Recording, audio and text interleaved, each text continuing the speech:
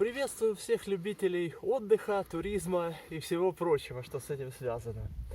Сегодня мы будем разводить полинезийский костер. Каким он получится, мы не знаем, потому как сами делаем его первый раз. Итак, для этого нам понадобится, я сейчас оператора попрошу чуть-чуть сверху показать костер. Нам потребуется лунка в земле. Размер лунки, я так понимаю, будет зависеть от того, какой по объему нужен вам костер. Закладываем сюда бревна крупные. И затем попрошу оператора навести сейчас вот сюда объектив. Нам потребуется хорошая жменя щепы, сухой такой щепы, чтобы этот костер разгорелся изнутри. Сейчас мы будем пробовать его разжечь.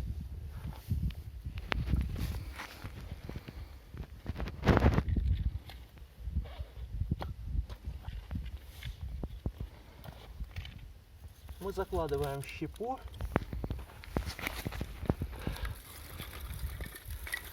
Внутрь так называемого полинезийского костра.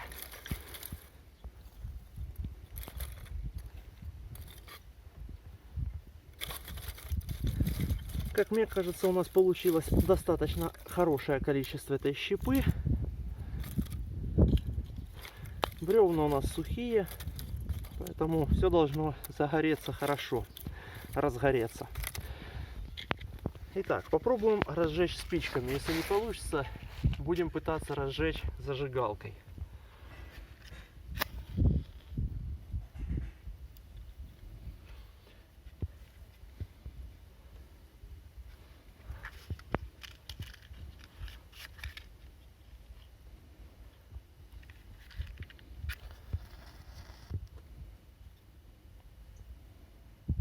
За счет ветра не получается разжигать спичками. Ветер у нас идет со стороны оператора и начинает накрапывать легкий дождик. Так, к слову. Да, все-таки спички гаснут быстро, поэтому будем использовать зажигалку. Не без сложностей, но мы все-таки запустили костер. Сейчас будем ждать, пока он разгорится. И когда прихватятся вот эти вот крупные бревна. Ну а дальше посмотрим, уважаемые зрители, каким будет этот костер. Ну а пока оператор будет отдыхать, и мы будем ждать, пока разгорится костер. Итак, уважаемые любители туризма, отдыха у костра, значит, наш полинезийский костер горит уже полным ходом. Основные составляющие костра уже прихватились. Загасить костер не так просто, ни дождем, ни ветром. Кстати, ветер в данный момент дует со стороны оператора. Вот так. Соответственно, туда в основную массу уходит и весь жар. И я это хорошо чувствую. Костер, я вам скажу, достаточно большое дает тепло.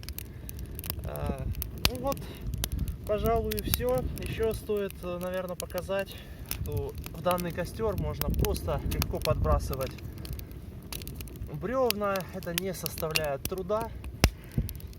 Ну и при необходимости, если у вас есть длинные бревна, если остались, то их также можно будет ставить, когда проходит прогорание тех, которые были поставлены изначально.